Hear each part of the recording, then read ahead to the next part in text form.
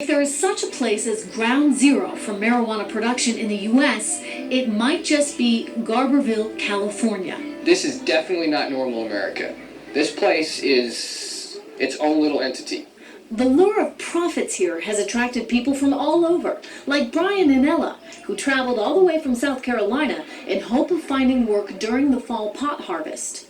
There's always been a group of people that head to Humboldt County this time of year for work.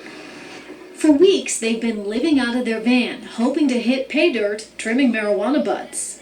If you get lucky and find somebody who's got 2 months worth of trim work, one person could walk away easily with $15,000, $20,000 in 2 months. But right now, it looks like they've come a long way for nothing, due to an extraordinary crackdown by law enforcement. There's just so many cops and federal agents, and it's just so much hassle with it. Everybody's pretty much scared this year, it seems. In a state believed to supply more than half the nation's marijuana, an upsurge of guns and helicopters has come to California's Emerald Triangle.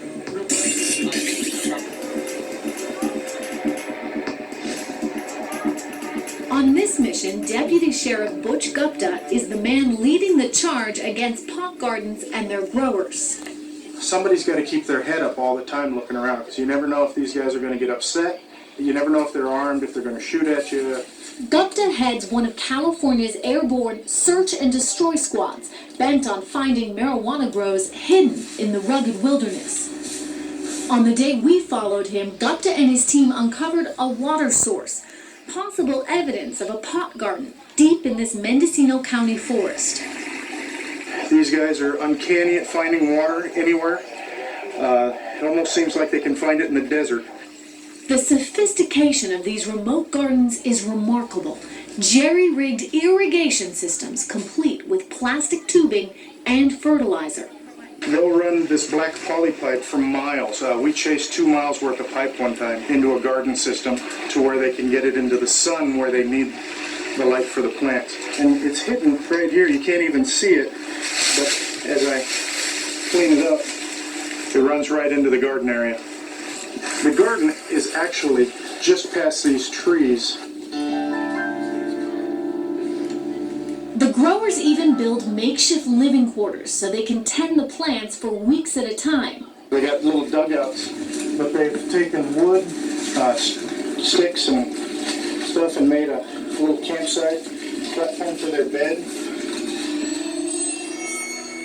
It's 85 degrees and there are no trails to guide Gupta and his men. Every day I worry. You never know what you're going to encounter out here. Last year we seized over 100 guns. Weeks earlier, a similar law enforcement team shot and killed one suspect at a grow site. And then right over in this area, they had a little cache of items. Can of menudo, some tortillas, and some Valencia hot sauce. Typically this is indicative of Hispanic growers. At another grow, a small notebook, entirely in Spanish. But it looked like some of this has to do with fertilizer, things like that. The Hispanic growers will come in on these tracts of land that are not heavily used by the public. They're the only people that are willing to get out here, go the distance. They'll walk 4 or 5 miles to get to this place to set this up because they know nobody else is going to be here. It's part of what law enforcement has determined to be a Mexican connection, with growers traveling north of the border to stake a claim in America's increasingly profitable pot industry. We traveled to Central California's Sequoia National Forest, where we met up with the Bush administration's drug czar, John Walters. He told us about the rapidly growing link between massive pot gardens in this country and Mexico's infamous and violent drug cartels. The guys that do this are worst guys you can think of, cutting off heads and killing women and children without a qualm. These are the people who are the biggest threat to the governance of Mexico today. They are killing people at any level to keep control. This grow, he says, was established by just such a Mexican drug gang. He says some of the workers who tend these pot gardens were brought here after being kidnapped from their families in Mexico. They send people up here who in some cases have been sent up, just grabbed from their families, sent up and been told if they don't do what they're told, they and their family will be harmed. Even more startling, many of these so-called Mexican grows are within U.S. national parks and other public land, where an estimated 70% of outdoor pot is now grown.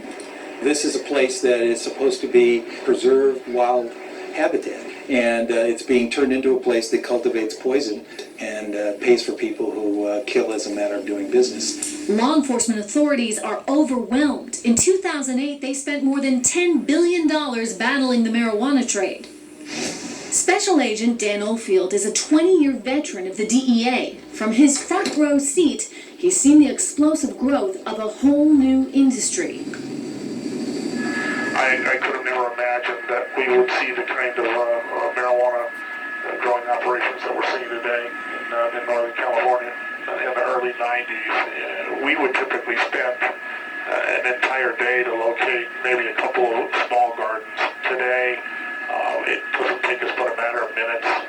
136 out of this one? 146. 146. With every passing year, a new record is set. In 2008, law enforcement alone We're growing, numbers just opening up here in the village. You can see there's a lot